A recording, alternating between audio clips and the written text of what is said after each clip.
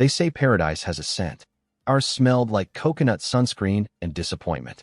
The moment we stepped into the resort lobby, dripping in humidity, with the salt still clinging to our skin from the shuttle ride in, I knew something was off. The marble floors shimmered beneath our sand-slicked shoes, but my wife? She didn't notice the welcome drinks the concierge handed us, didn't even raise an eyebrow at the cool towels offered on a silver tray. Her first words upon arrival weren't, "Wow," or "This is beautiful," but, "Do you have the Wi-Fi password?" I looked at her, standing there in her sun hat and linen dress like a woman in a travel ad, and for a moment I convinced myself I was overthinking it. She was just tired from the flight. We both were. 5 years of marriage, and we were finally getting our second honeymoon. Something we kept promising ourselves after we made it through every work deadline, every overtime shift, every missed anniversary dinner back home. We said we'd come back to each other on this trip, but she was more present with her phone than she was with me. We got to the room. Ocean view, king bed, gauzy curtains fluttering with the breeze from the balcony. It was the kind of room made for slow mornings tangled in sheets and bare feet on warm tiles. I reached for her hand as we stepped inside, hoping to share a "we made it" moment. She pulled away absently. "Can you grab my charger from the suitcase?" It was a small thing, but it struck me harder than it should have. I chalked it up to jet lag. I unpacked while she plugged in. I poured the complimentary champagne. She took a single sip and said it was too sweet. She drifted to the balcony and stayed there, scrolling through her phone, thumbs dancing over the screen with a kind of rhythm I hadn't seen in years, not directed at me, anyway. Still, I tried. I'm nothing if not persistent. Our first evening, I booked us a sunset dinner on the beach, private table, soft candlelight, waves lapping at our feet. The kind of setup you'd see in romantic travel brochures. She spent most of it complaining about the sand getting in her shoes and the lack of signal. She took selfies, dozens, but in every one, her smile was aimed at the phone, not at me. When I reached across the table to touch her hand, she barely looked up. "You're not even in frame," she said. And just like that, I was invisible again. I can't say when things started to slide between us. Maybe it wasn't one moment, but thousands, quiet and slow, like water eating away at stone. Maybe it started when she got promoted and started traveling more. Maybe it was when I stopped trying to compete with her schedule and just accepted my place in the background. But on this island, in a place where we were supposed to reconnect, I felt like we were two strangers tethered by a history that neither of us wanted to carry anymore. The second day, I suggested we take a walk along the shoreline. "You used to love that," I said. She nodded vaguely but didn't move. "Maybe after I check in on work emails." She never came. That night, I climbed into bed beside her, hopeful that maybe the day's silence could end in touch. I slid a hand under the sheet, resting it on her thigh, gentle, patient. She flinched. "I'm tired," she muttered, turning away. I laid there in the dark, blinking at the ceiling, listening to the distant crash of waves. I could feel her back against mine, stiff, cold, like a wall between us. That wall grew with each day. Even breakfast became a ritual of silence. I'd ask questions, how she slept, what she wanted to do today, and she'd answer with monosyllables or distracted nods, her phone never leaving her hand. At one point, I joked, "Maybe I should send you a text if I want to get your attention." She didn't laugh, just said, "That's not funny." I should have stopped trying, but I didn't. I kept planning, kept hoping. I signed us up for a couples massage. She canceled last minute, said her stomach hurt. I scheduled an excursion to a nearby reef. She said she forgot her bathing suit. I tried making her laugh with some dry remark about the resort's overuse of seashell decor. She didn't even blink. Each rejection felt sharper than the last. I started to wonder what had changed. Was it me? Was I no longer attractive to her? Had I become too predictable, too steady?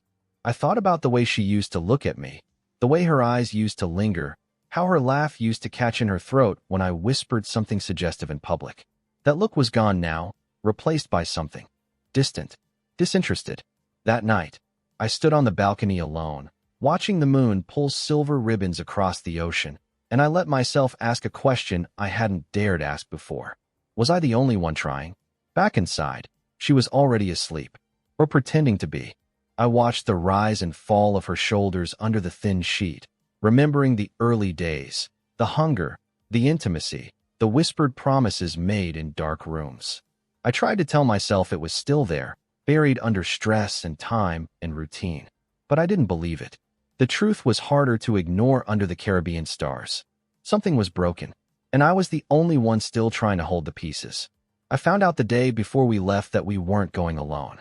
I was going over our travel documents, passports, itinerary, making sure everything was in order when she walked into the room, suitcase already half-packed, and said, almost offhandedly, "Oh, by the way, Liv's coming." I looked up. "Liv? Your sister?" She gave a nonchalant shrug, like this was something we'd obviously discussed. We hadn't. Yeah, she had a break between semesters and needed to get away. I thought it'd be fun. She can take pictures for us, our own personal photographer. Fun. That's what she called bringing a third person on our anniversary trip. I wanted to argue, but the battle felt lost before it began. We hadn't really been talking, just orbiting each other in quiet, tired circles. I didn't have the energy to pick a fight. So I nodded, forced a smile, and said, "Sure, that'll be fun." The next day at the airport, Liv showed up in a sun hat and cut-off jeans, carrying a vintage camera around her neck and flashing the kind of bright, effortless smile that made strangers turn their heads. She'd grown into herself in the years since I last saw her. Less awkward now, more confident. She moved like she belonged wherever she went. And honestly, she looked more alive than either of us had in months. "Hey, big bro," she said teasingly, reaching up to hug me. Her perfume was a little wild, coconut, vanilla, and something sharp beneath. "Thanks for letting me crash the Love Fest." I tried to laugh. "Love Fest? Right." She gave me a look, not pity exactly, but something close. I didn't dwell on it. On the flight, my wife slept most of the time. Earbuds in, sunglasses on, her body angled away from mine. Liv sat across the aisle and chatted with me during the drink service, asking about my job, teasing me for still reading physical books. She had this way of making you feel seen, even through turbulence, even with the dissonance humming between me and the woman beside me. "You look tired," she said quietly at one point, when my wife was asleep and the cabin lights were dimmed. "Just work," I lied. She didn't push.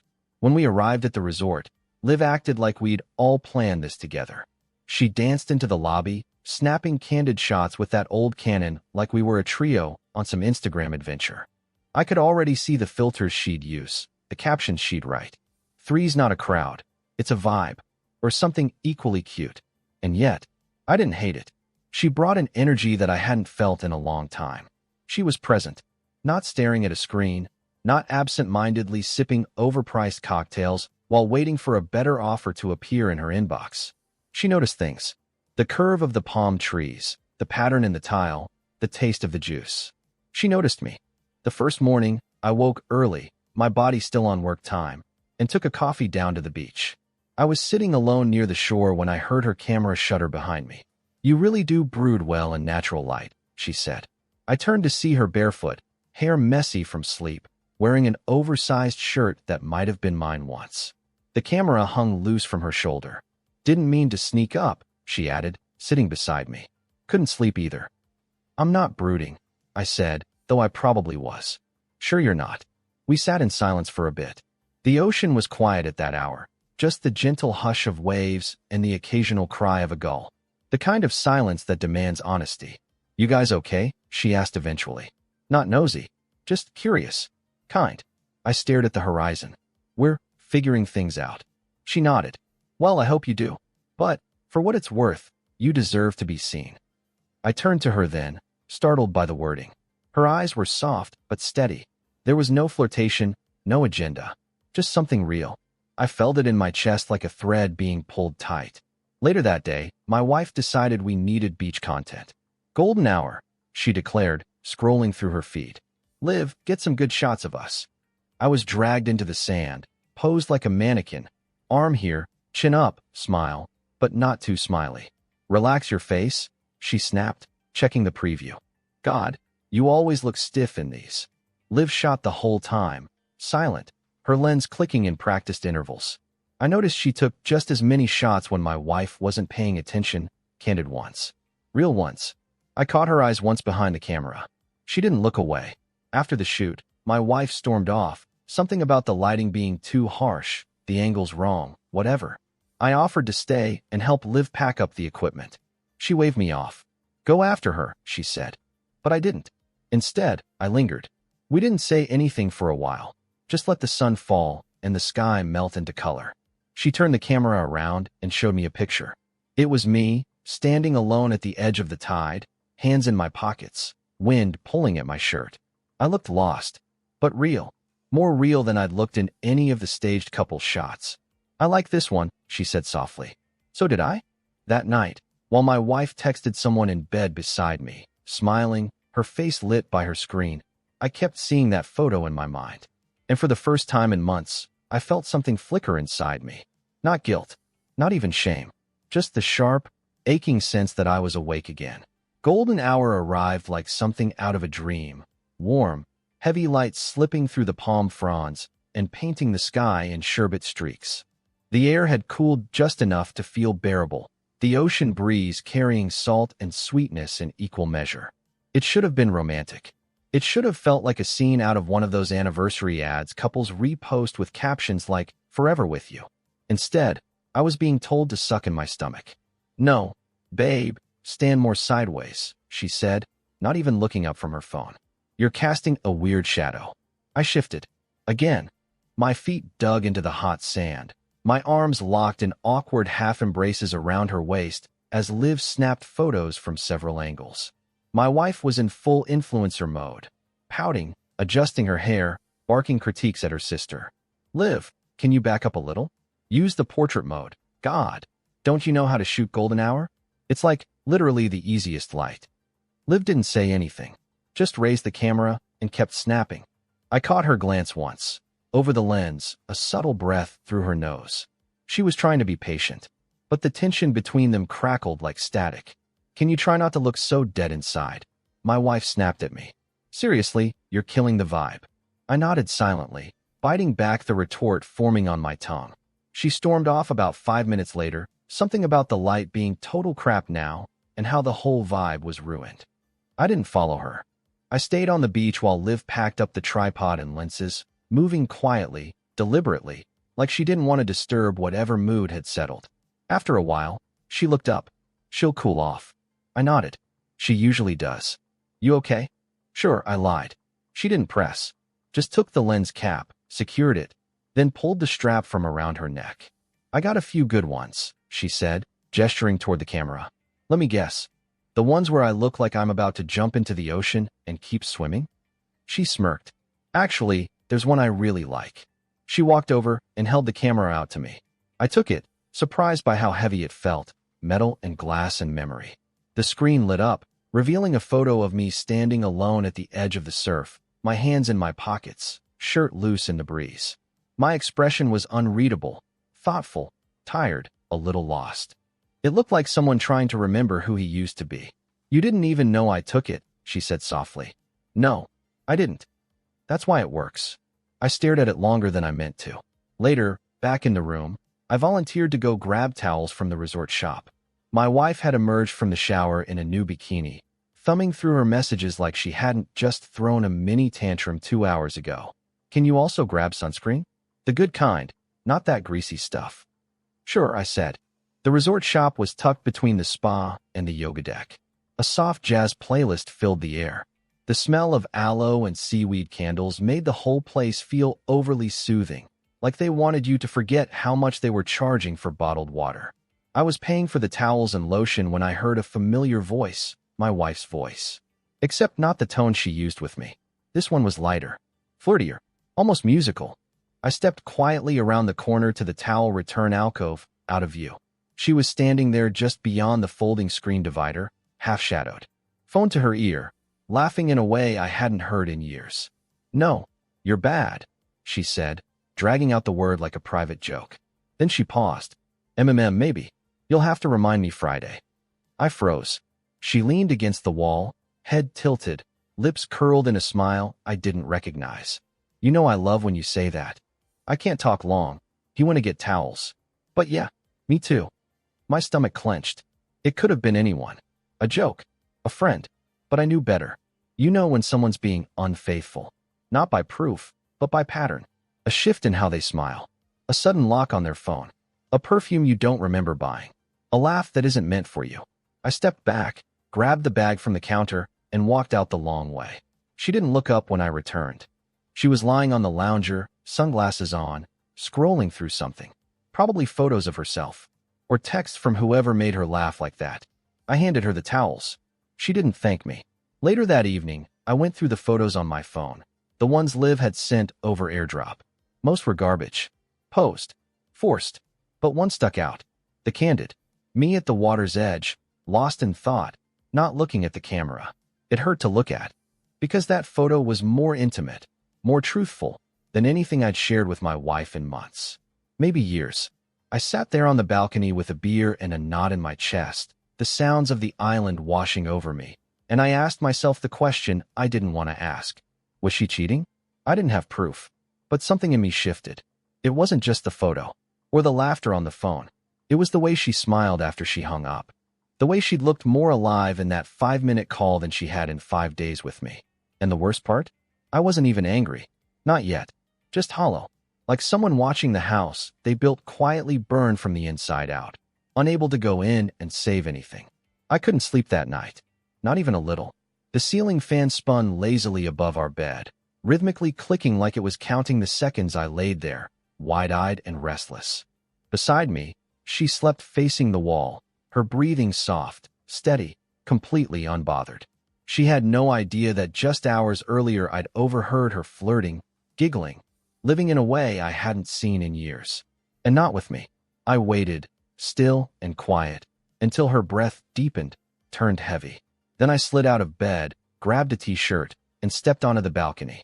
The ocean glowed under the moonlight, shimmering with silver and secrets. I needed air, needed motion, so I made my way down to the beach. The sand was cool under my feet. The resort lights barely reached this far, leaving everything touched only by moon and starlight. I walked for what felt like forever, just letting the rhythm of the waves try to pull the chaos from my chest.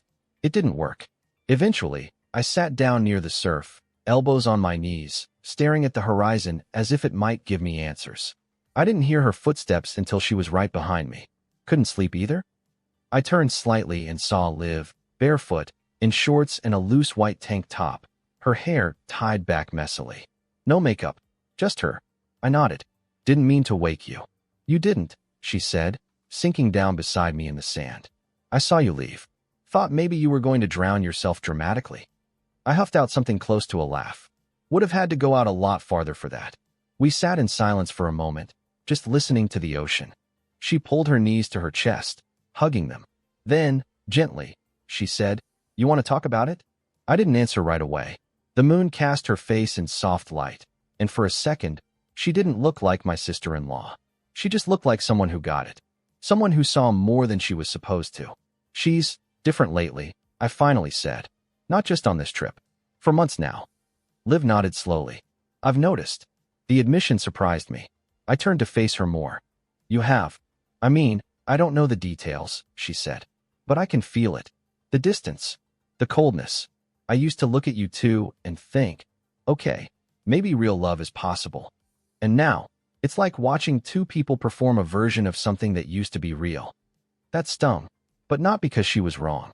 It used to be good, I said. I swear it was. I believe you. We stared at the waves for a while longer, neither of us speaking. The air felt heavier now, more intimate somehow.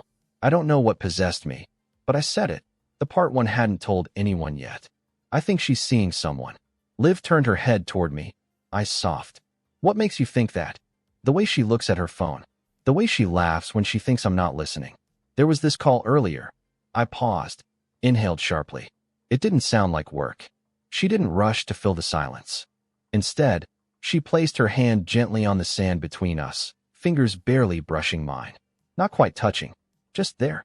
I'm sorry, she said, voice almost a whisper. You don't deserve that. I looked down at her hand. We weren't touching, not really. But I could feel the warmth radiating from her skin. I don't even know when I stopped being enough for her. I said, I've been trying.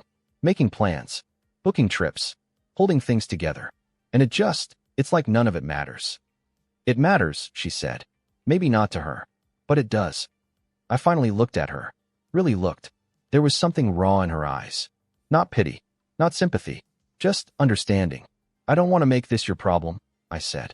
It's not a problem, she replied, her voice steady. It's just the truth. And sometimes the truth needs a witness. Something about that sentence stayed with me. We sat there in the quiet again, side by side, closer now. The night was warm, but the breeze had a chill to it, the kind that made you want to lean in just a little. Not for heat, but for comfort. After a few minutes, our hands brushed again. This time, she didn't move hers. Neither did I. I don't know how long we stayed like that, connected only by the edges of our skin. It wasn't a kiss. It wasn't sex. It wasn't anything like that. But it was intimate in a way that rattled me to my core. Eventually, she spoke again. Can I ask you something? Of course. Do you still love her? I hesitated. I think I love the version of her I used to know, but I don't think she exists anymore. Liv exhaled slowly, like the answer hurt her to hear. Then came the silence again, this time heavier, thicker. I knew we were both thinking things we weren't ready to say aloud. Things that didn't belong under moonlight or in the space between husband and sister-in-law. But still, I didn't pull my hand away. The air was thick with tension the next morning. The kind you couldn't see but could feel, like static before a storm. My wife didn't mention my absence the night before, didn't ask where I'd gone or why I came back smelling faintly of ocean and someone else's perfume. Not that Liv wore perfume. She didn't need to. We went through the motions, breakfast on the terrace, polite suggestions for activities, awkward smiles when other couples passed by, and probably assumed we were just like them. In love, in sync, in paradise. She scrolled through her phone between bites of pineapple. We should do that sailboat cruise tonight, she said flatly. I nodded. If you want. Liv arrived 5 minutes later, already in a swimsuit under a sheer white cover-up, camera slung across her chest. She smiled at me, but it wasn't the breezy kind from before. It was something smaller, quieter, like a secret shared, and I felt it in my chest again, that flicker, that quiet hum of awareness. The rest of the day blurred. Snorkeling trip we barely spoke during. Lunch with more phone checking than conversation. Another failed attempt at rekindling something with a woman who didn't even glance at me when I pulled her chair out at dinner. I kept catching glimpses of Liv, how she laughed easily with the waiters, how she dipped her toes in the pool and tilted her face to the sun like she belonged to the earth itself. By sunset, I was restless again. My wife decided to stay in and catch up on messages, which sounded a lot like, I have someone to text in private. I left the room without announcing it, walked down to the bar near the beach, and ordered a whiskey neat. The first sip burned, and I welcomed it. I took my drink out to the balcony that overlooked the ocean, the resort's rooftop lounge, half empty, strung with glowing lanterns that swayed with the breeze. I leaned against the railing, letting the wind cool my skin, watching the stars surface in the sky one by one. And then I heard her. I figured I'd find you here. Liv. She stepped up beside me, holding a glass of red wine, her dress light and loose, her hair slightly tousled like she hadn't tried too hard. She didn't need to. She was effortless. You've been avoiding me, she said, trying not to make things messier than they already are. And how's that working for you? I smirked, looked back at the water. Terribly. She sipped her wine. For a while we didn't speak. Just listened to the sounds of waves far below and the soft jazz playing through the outdoor speakers. Her presence beside me was warm, and I hated how much I needed it. She turned to me, eyes darker in the moonlight. Do you ever wonder what would have happened if you hadn't married her? I glanced sideways. All the time lately. I mean it, she said. I watched the way you move around her, like you're apologizing for existing. That hit harder than it should have. I don't want to make you part of this, I said, voice low. It's wrong. It's complicated. Liv nodded slowly, then leaned against the railing beside me, her shoulder brushing mine. What if I said right now? She asked. I turned to her. What? She held my gaze. If I said, come with me, just for tonight. No expectations. No guilt. Just presence. Would you? Her question struck like lightning. She wasn't teasing, not being coy. There was no laugh waiting to follow. It was an offer, raw and real and terrifying. A door cracked open in a house I didn't know I had the courage to walk through. My heart pounded. I started, then stopped. Are you serious? She didn't blink. Dead serious. The space between us narrowed. Her breath was steady. Her eyes didn't waver. I could have leaned in. I could have kissed her. I could have said yes. Instead, I swallowed hard and stepped back. I can't, I said. Not like this. She nodded, not hurt, just understanding. I figured. I don't want you to be a mistake, I added, surprising myself with the honesty. Her eyes softened. Then don't treat me like one. The silence hung again. She finished her wine in one last slow sip, then turned toward the door. But before she left, she paused beside me and said, "You're not crazy, you know, for feeling invisible. You're not wrong for wanting to be seen." Then she was gone. I stood there, my drink untouched now, heart still racing. She hadn't touched me. Not really. But that offer, it had touched something I hadn't felt in years. Not lust. Not revenge. Hope. And it scared the hell out of me. I didn't go to her room. I wanted to. God, I wanted to. My body was humming. My mind tangled, heart dragging between guilt and longing. But I walked past her door with my hands clenched into fists, jaw tight, like restraint was the only thing keeping my world from tipping over. Back in the suite, the silence hit me first. My wife was already in bed, face turned to the window, body curled away from me like a comma at the end of a sentence. She didn't say anything when I walked in. Didn't ask where I'd been, didn't look up, didn't care. I stood there for a long moment, still holding the doorknob, as if part of me was waiting for her to notice I'd come back at all. She didn't. I showered quickly. Lukewarm water, no soap. Just enough to rinse the heat from my skin and the temptation from my neck. The mirror fogged and I stared at my reflection, half expecting to see the guilt already etched across my face. But all I saw was someone who looked hollow. I dried off, pulled on a t-shirt, and slid into bed. The space between us felt like an ocean again. I could hear her shallow breathing. She wasn't asleep, not yet, but she didn't move when I settled beside her. "Hey," I said softly. "Nothing." I reached out, brushing my hand lightly against her back, just to feel something, to remind myself that this was still my wife, my partner. She flinched. "I'm tired," she said, her voice flat. "Don't."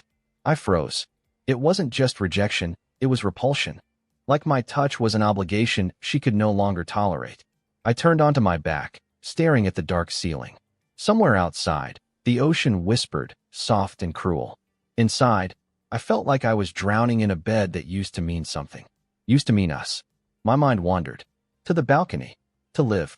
To the way her voice curled when she said, "What if I said, right now?" She wasn't bluffing. I knew that. The way she stood beside me, steady and sure, made it real. She didn't ask for promises or apologies. Just a moment. A choice. And I turned her down. Not because I didn't want her, but because I wanted to want my wife. And I couldn't. I closed my eyes, but sleep didn't come. Instead, I replayed everything. Liv's words, her nearness, the way her lips parted just enough to tell me she wasn't scared of where we might go. I remembered the wine on her breath, the warm breeze lifting strands of her hair, the flicker of something unspoken when our eyes met. I imagined what would have happened if I said yes. How her room might have smelled of salt and flowers. How her skin would have felt. New, but not unfamiliar. Like finding something you'd lost but hadn't realized was missing. I shouldn't have let my thoughts go there. But I did. I imagined the feel of her hands on my chest. Her mouth against mine. Not rushed, not angry, just honest. I imagined her pulling me in like I mattered. Like I was wanted. And then I imagined waking beside her. No more pretending. Just breathing. I shifted under the covers, adjusting the tension building inside me, the pressure, the heat. My wife exhaled heavily and pulled the sheet tighter around her. I didn't try again. There was a time I would have. I used to roll over and kiss her neck, whisper something playful, coax her into closeness. But now, I couldn't remember the last time she reached for me, touched me like she used to, looked at me the way Liv had on that balcony. And the truth dug in deep. I hadn't cheated, but something had already broken. I wasn't hers anymore. Not really. And she hadn't been mine for a long time. The next morning, I woke before the sun. She was still sleeping, arms wrapped around a pillow like it meant more than I did. I got dressed quietly, stepped out onto the balcony, and let the breeze hit me. Below, the island stirred. Birds called softly in the trees. Somewhere, a few early joggers made footprints in the sand that the tide would erase within minutes. I sipped bad coffee from a paper cup and tried to gather myself, to remind myself who I was, what I was doing here. But all I could think of was Liv's voice. "You're not crazy. You're not wrong for wanting to be seen." The guilt was still there. Of course it was. But underneath it, a strange calm had taken root. I wasn't the bad guy. Not yet. But I also wasn't sure how much longer I could pretend to be the good one. The next morning came with clouds. Not in the sky. It was a postcard day, all vibrant blues and swaying palms, but in my chest. I carried them with me like luggage I couldn't set down. We were taking a boat tour to a nearby island. One of those group excursions designed for couples looking to Instagram their love with matching swimwear and beach poses. My wife had signed us up days ago. It'll be good content, she said. Of course, Liv was coming too. We met on the dock around 9.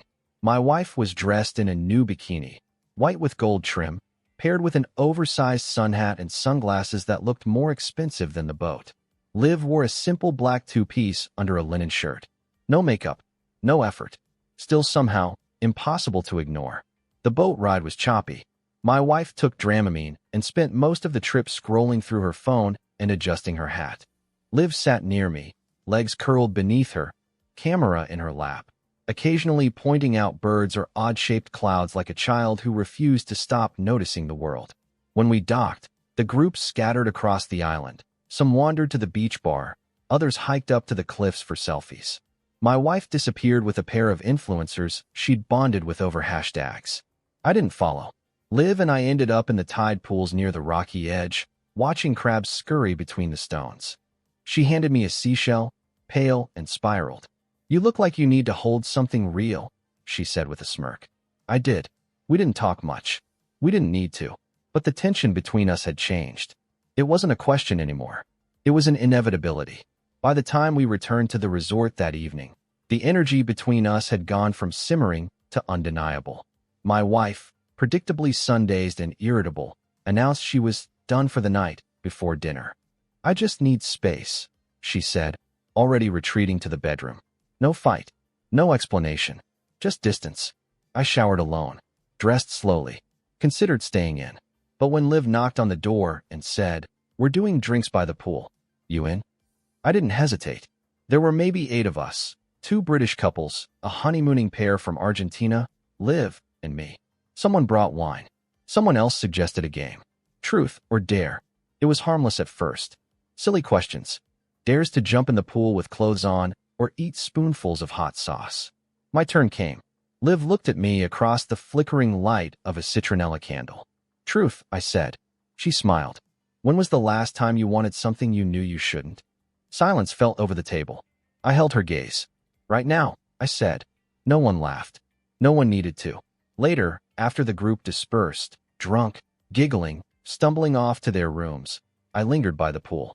The air smelled like sunscreen and late decisions. I should have gone to bed. Should have done the responsible thing. Instead, I found myself walking toward her room, just to say goodnight. That's what I told myself. She opened the door before I could knock, as if she'd been waiting. Neither of us spoke. She stepped aside. I stepped in. The room was dim. A single lamp cast soft light across the bed, the open suitcase, the camera resting on the nightstand. The sound of waves filtered in through the open balcony doors. She moved closer. "You don't have to say anything," she said. "I should." "Then don't. Just be here." And then she kissed me. It wasn't careful. It wasn't hesitant. It was the kind of kiss that felt like someone finally exhaling after holding their breath for years. Her hands were in my hair. Mine were at her waist. Her skin was warm, familiar in a way that terrified me. Because this wasn't just about lust or revenge or escaping a cold bed. This felt like clarity. We didn't undress completely. We didn't rush. Every touch was deliberate, every sigh honest. Her fingers traced the line of my jaw, my spine, as if memorizing a language she'd only just learned but somehow always understood. And I let her. I let it happen because it felt like the first real thing I'd touched in months. Afterward, we lay there, tangled in silence. No guilt, no apology, just breath and skin and moonlight. "I didn't plan this," she said softly. "I know. I don't regret it." Neither did I. And that terrified me more than anything else. Because I didn't just cross a line tonight. I erased it. The next morning, everything should have felt different. It didn't. The sky was the same flawless blue, the ocean still whispered in rhythmic hushes beyond the balcony, and breakfast still came with pineapple wedges and bland resort coffee. My wife sat across from me in her robe, scrolling, uninterested, like nothing had changed. And maybe for her, nothing had. But for me, everything had shifted. Because while she was lying in bed with her back turned the night before, I was lying in another room, tangled with someone who actually saw me. Someone who didn't flinch at my touch. Who didn't treat me like a nuisance for needing love. Liv didn't say much that morning. She passed by our table with a nod and a casual morning, like she hadn't kissed me breathless hours earlier. I played along, pretending not to notice the faint red mark near her collarbone that I'd left. Pretending I wasn't staring too long when she bent to grab her camera bag. It became a game neither of us knew the rules to, but we kept playing anyway. What started with one night turned into something else. Something that refused to end. The second time happened on the rooftop lounge, just after midnight. My wife had gone to sleep early again, citing too much sun. Liv texted me a single word, "Come." I did. We didn't talk. We didn't need to. The city below us was quiet, and we moved like two people who had already decided that regret could wait. Every brush of skin, every whispered breath, none of it felt like sin. It felt like coming up for air. After that, it was like we couldn't stop. Like our bodies had finally realized what our hearts had been trying to deny. An empty yoga studio after a fake sunrise meditation session. A tucked-away staircase in the resort's garden path. A hiking trail under the guise of early morning photography. It wasn't just sex. It was intimacy in places I hadn't felt in years.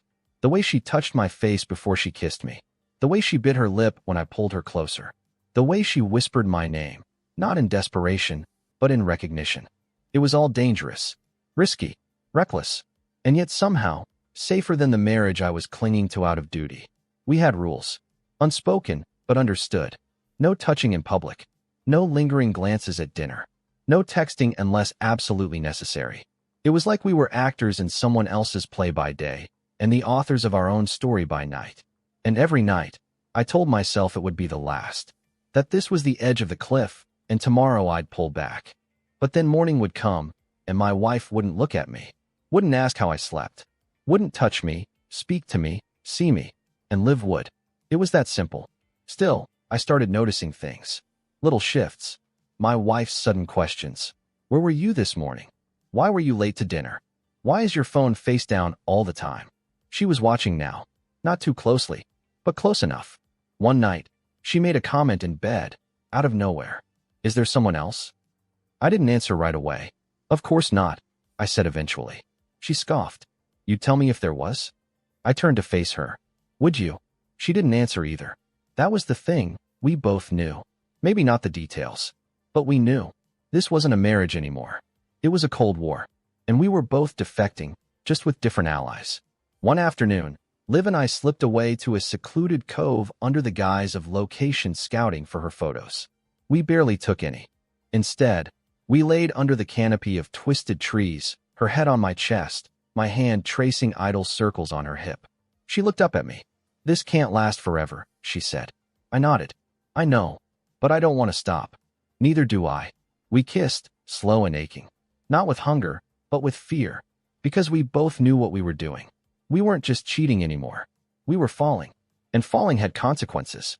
Back at the resort that night, I sat beside my wife at dinner. She looked radiant, as always, tin skin glowing, lips painted coral. But the spark that had once drawn me in was gone. Her smile was something she wore like jewelry. Expensive, calculated, hollow. Across the table, Liv sat quietly, eating grilled shrimp, stealing glances when no one was watching. I caught her once. Just once. And that look, soft, longing, conflicted, undid me. That night, I texted her from the bathroom. I'm scared. She replied almost instantly. Me too. But I'm not sorry. I wasn't either. And that terrified me more than anything else. By the 8th day, the air between us wasn't just tense. It was fragile. Like something stretched too tight for too long. A thread that had frayed past the point of denial. My wife had grown colder, quieter, but sharper too. Her words more pointed, her eyes a little too alert. I noticed the way she watched me when I picked up my phone. How she glanced at the screen with just enough curiosity to pretend it was nothing. But I saw the flickers of suspicion, of doubt. She'd started to feel it. The shift. The weight of the lies humming in the space between us. Liv noticed too. That morning, after a yoga class we definitely didn't attend, We sat by the far end of the pool where no one went. Her feet dangled in the water. My hand rested just barely on the towel beside her, close, but not touching. "She's getting suspicious," she said softly. "I know. She looked at me last night like she wanted to throw her wine in my face." "She probably did." Liv smiled faintly, then sighed. "We can't keep doing this." "I know. But we did. We kept doing it. Even when the guilt thickened. Even when the thrill gave way to a heavier kind of intimacy. Because it wasn't just about lust anymore. It hadn't been for days. What started as secrecy had become solace. I didn't just crave her body. I craved her company. The way she listened. The way she laughed at the dry sarcasm my wife barely noticed anymore. The way she remembered small things. How I liked my eggs, which side I slept on. The way I rubbed my knuckle when I was anxious. Things my wife had forgotten. Or chosen to ignore. At dinner that night, it finally cracked. We were seated at a candlelit table on the beach, part of a romantic couple's experience the resort had offered. The irony wasn't lost on any of us. My wife wore a silky red dress that shimmered in the torchlight. Liv was in a pale blue sundress, her hair in a loose braid. She looked like summer incarnate. But nothing about the meal felt warm. My wife stared at Liv throughout the first course. Not long. Just enough. Just often enough. "So," she said between bites of grilled snapper, "are you seeing anyone lately, Liv?" Liv blinked. "What? You've been glowing lately. Someone special back home?" Liv glanced at me, just for a split second, but it was enough. "Not really," she said quickly. "Just enjoying myself." My wife smirked. Well, you certainly seem fulfilled." The word hung in the air like a slap. I nearly choked on my wine. Liv flushed, gripping her fork tighter. "She's fishing," Liv said later, when we slipped away from the group and ducked into the shadow of the pool cabana. "She knows." "Maybe," I said, leaning against the wall, keeping my voice low. "Or maybe she just suspects. She's not stupid." "No, she's not." That night, I didn't sleep. I lay in bed staring at the ceiling, her back turned to me again, as always. But I knew she was awake. Her breathing wasn't soft or steady. It was sharp, controlled. At one point, she spoke. "Is there something you want to tell me?" I hesitated. "No," I said. A long silence followed. "I feel like I'm being lied to," she said. "And not just by you." I didn't respond. Because what could I say? That she was right? That the person she dragged on this trip was no longer hers? That the man who once would have fought tooth and nail to fix this was slipping further away with every night he spent wrapped around her sister? No, there was nothing to say that wouldn't destroy everything. So I stayed silent. Cowardly. Still, the next day, Liv pulled me aside near the coffee station, away from wandering eyes and morning hangovers. "I think we should stop," she said, "before it gets worse." "It's already worse." She looked at me, eyes rimmed red from a night I wasn't there for. I can't lie to her face anymore. Neither can I. "We had our moment," she said, voice trembling just enough. Maybe that's all it was meant to be. I hated how much that hurt, because it hadn't felt temporary. Not even a little. But she was right. The house of cards was trembling, and we were holding the top. That night, we all sat in the lounge together. The three of us. One couch. Too much space. Too many lies. My wife had her phone in her hand, but she wasn't looking at it. Her gaze kept drifting to the camera bag Liv kept beside her. Casually, protectively. I felt the moment coming. Like thunder on the horizon. The look in her, I wasn't suspicion anymore. It was calculation. And I realized in that moment. She wasn't guessing. She was waiting. It happened on the last night. Not with a scream, not at first. Not with some big betrayal caught red-handed, like in the movies. It started with something small. A camera bag. Liv had left it in our suite. Just a moment, just a mistake. She'd come in earlier that day to borrow my wife's charger. An excuse, maybe, to see me one last time. She set the bag on the armchair, said she'd grab it before dinner. She forgot, and I didn't notice. Not until it was too late. Dinner was quiet. Tense. The kind of silence that vibrates under your skin. My wife wasn't on her phone. Wasn't scrolling. She was watching. Smiling, even. The way people smile before they detonate. Afterward, she excused herself to the suite while Liv and I stayed behind, helping the staff fold lanterns for some closing ceremony. I should have known. Should have run after her. Should have remembered what Liv kept in that bag, what was buried in the memory card tucked inside the camera. But I didn't. By the time I walked through the door of our suite an hour later, I knew something was wrong. The lights were off, except for the bathroom, which glowed under the door. And then I heard it, the sound of something shattering. I rushed in. She stood there, barefoot on the tile, holding the camera with both hands. The screen was cracked, the lens detached and lying in the sink. Her face wasn't twisted in fury. It was worse. She looked calm, serene. That's when I saw the photos. She'd transferred them onto her tablet. A slideshow of betrayal, clicking by automatically. Me and Liv. At the cove. Her in my arms, our faces too close. Another in the yoga studio. Her shirt off, my hand in her hair. One more, on the rooftop, just our silhouettes locked in something that couldn't be mistaken for friendship. My wife turned to me slowly. "Do you want to explain this?" she asked. I opened my mouth. Nothing came out. "Tell me it's not what it looks like," she said, voice trembling now. "Lie to me. I dare you." I stepped forward. "I didn't mean for this to happen." She laughed. One sharp, bitter burst. "That's what you're going with." "Didn't mean to?" She threw the tablet. It bounced off the bed and clattered to the floor. "How long?" she demanded. "How long have you been fucking my sister?" "Please don't." "Don't what?" she snapped. "Don't call it what it is." I could feel the walls of the suite closing in. My heart pounded. Shame pressed into my ribs like a knife. "It started here," I said quietly. "On the trip." She stepped forward, rage boiling behind her eyes. "And that makes it better?" "No," I said. "But it's the truth." "And the truth is you'd rather screw my sister than talk to me? The truth is you let me sit at the same table with you two, laughing, drinking, while you were sneaking off like a horny teenager." "It wasn't like that." "Then how was it, huh?" she screamed. "Was it love? Did she whisper sweet things in your ear while you fucked her behind my back?" I looked down. That was enough. She turned and swept everything off the nightstand with a furious arm. Glasses, brochures, water bottles crashing to the floor. I reached out. "Please, let's just talk. Don't you dare touch me." Her voice cracked, and something inside me cracked too. "I tried," I said, louder than I meant to. "I tried every day. For months. I begged for your attention, your affection. You gave me nothing." She froze. "Do you even remember the last time you touched me without flinching?" I asked. "The last time you looked at me like you wanted me? You left this marriage long before I did." She stepped back like I'd struck her. "You don't get to blame me," she whispered. "I'm not," I said. "But I'm not going to let you act like I was the only one who broke something."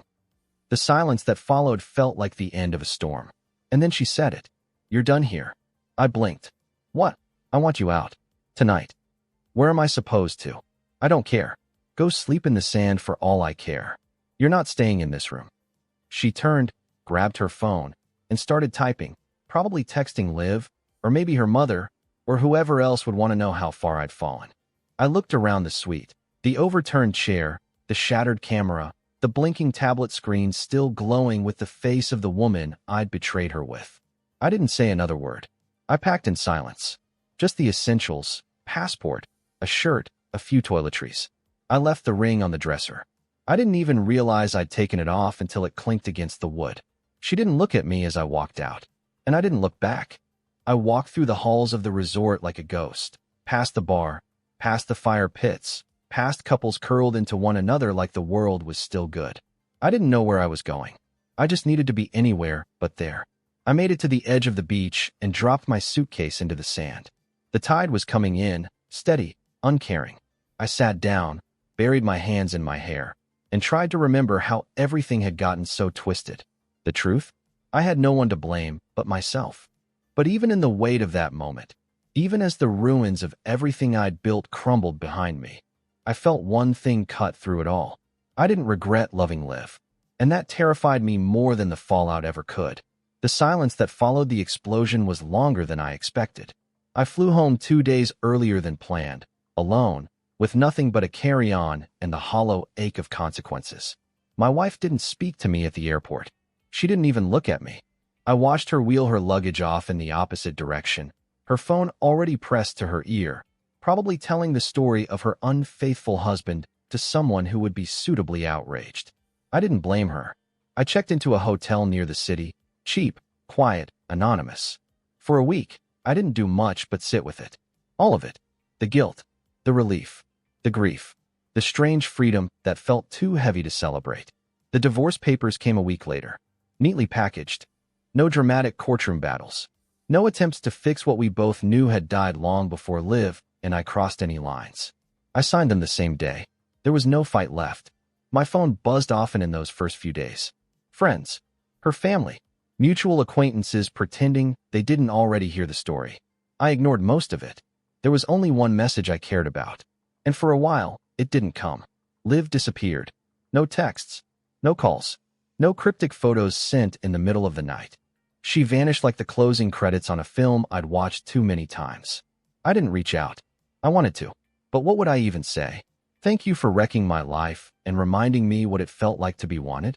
So I waited. And waited. And then, one evening, 2.5 weeks later, it happened. A knock at my apartment door. It was a gentle knock. Hesitant. Not the kind you use when you're certain you belong somewhere. I opened it, and there she was. Liv. Wearing jeans, a hoodie, her hair tied up in a loose knot. No makeup. She looked like a different woman than the one I'd met in paradise. She looked like herself. I didn't speak. Neither did she. She just stepped inside, and I let her. The door clicked shut behind us, like punctuation on the last chapter of something we didn't want to read again. I wasn't sure I should come, she said finally. You're here. She nodded. Her eyes were glassy, and she didn't bother hiding it. I haven't stopped thinking about you, she whispered. I know. She exhaled shakily. I hate what we did. I know. But I don't hate you. I took a step forward. She didn't move. I don't hate you either, I said. I've never felt more understood by anyone in my life. Her lip trembled. That's what scares me. We stood in silence for a moment, the kind where everything you could say would only get in the way. I reached out, touched her hand. She didn't flinch. I don't know what happens next, she said. I don't know if this is real, or if it's just what we needed in the middle of something broken. Maybe it's both. She looked up at me. Do you regret it? She asked. All of it. I thought about that question more than she could know. I thought about it every night since the blow-up, since the flight, since the fallout. No, I said. I regret the lies. I regret the hurt. But you? Us. I don't regret that. She blinked hard, trying to swallow the weight of that truth. Me neither. We didn't kiss.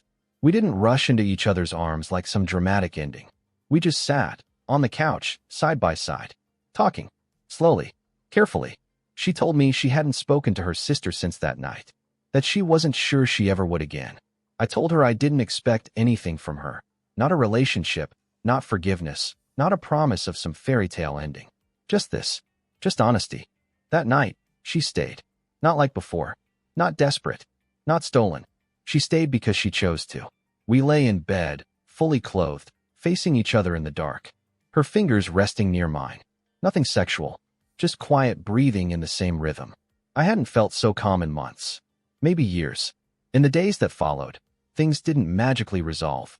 There were no grand declarations, no moving in conversations, just texts, coffee, walks, and the gentle return of something I hadn't believed in anymore. Hope. It didn't fix the wreckage. It didn't erase the past. But it made me believe that maybe we weren't just broken people hiding in the heat of an affair. Maybe we were two people who found light in the worst of it. And maybe, just maybe, we could build something honest from the ashes. If I learned anything, it's this.